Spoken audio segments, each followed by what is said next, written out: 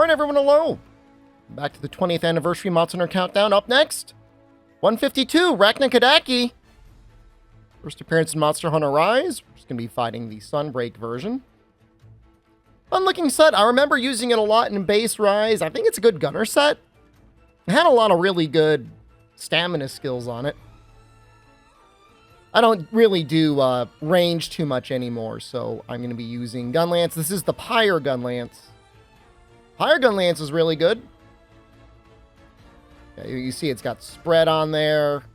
Reload speed, Constitution, Stamina Surge, Constitution, Stamina Surge. It's like the arms and the legs. Really, really good for bow. I mean, you know, debatably okay for dual blades, but I don't think I'd go for them. Main thing about Rakna is her hit zones are all really bad. The legs just stay just out of reach for weakness exploit. Poison isn't very good. Blast isn't amazing. Hair is okay. Sleep's okay. Not great. So you kind of want true damage. Weird thing is Rakna was almost definitely designed with the concept of using, they called the Bludgeoner skill in base Rise, which made your damage against bad hit zones okay. And then that skill is basically non-existent in Master Rank, so...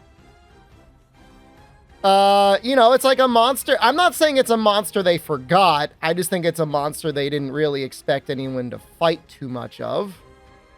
Certainly fighting, like, the special investigation version has got to be a certain level of pain. I guess at least in the special investigation person, you would have, hunt, you would have, like, all the, like, the little pimples that you could pop that would do real damage. Anyways, I guess I should talk about the monster itself. A lot of interesting trip mechanics, and there's some really great videos out there that showcase all of them. The main flow state, though, for most players is going to be when she's got thread around her legs. You break 2 of them, and she will trip, revealing her head. And then when she's got the big egg sac on her back, you hit that, and you break that, and she will trip. And then she'll just kind of go back and forth between those 2 modes, basically forever. I've seen some neat builds, at least switch skill-wise, for targeting her. People actually going out of their way to use the Destroyer Oil on Sword and Shield. That's kind of neat. Yeah, it's a skill you don't really see that often. But it does make sense. You want to, you know... 3 points of Destroyer would go great here. I'm assuming that'll continue to work to help break the legs and the back. Also, like the little bugs on her, if you had a not good Rampage Deco slot, you know, the small monster killing Deco is actually kind of okay here. There is a trip you can do. Sometimes she'll fling out like a little bug, a little spiderling, and you could kill it and she'll trip. All right, right there. I don't know if you got to hit the bug itself or the thread. Maybe one or the other. I don't know. I'm not going to claim to be God's gift to Rakna-Kadaki. Like I said, I mean, because she gets so sad when you're fighting her version. The Afflicted version, I haven't fought it much since base Rise. Unfortunately. Because I think she is a neat fight. And it is a great excuse, as always, to use Gun Lance. And Gun Lance still feels pretty okay on her. At least her normal Master Rank version. But, you know, once she starts getting up there to, like, you know, 200,000 plus health. I don't know about that. Oh, yeah, that'll be a simple 100 Riven Fires. A lot to go through. At least I think the egg sac takes okay damage. It's not that bad. She shoots out thread. You can see I got into it and I was going to get webbed, but Francis helped me out there.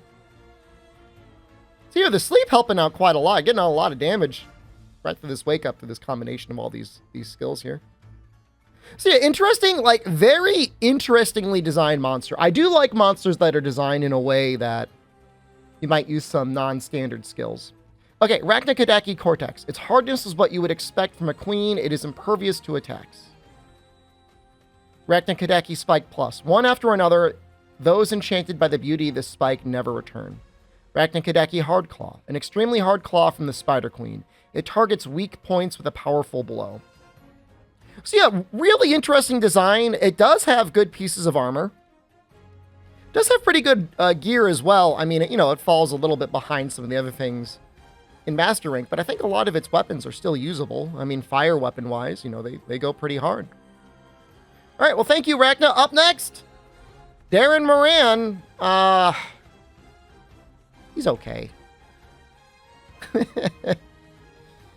kind of stealing the thunder from Jen. I mean, we have Jen, and then we've got Darren, and then we'll have normal Jen.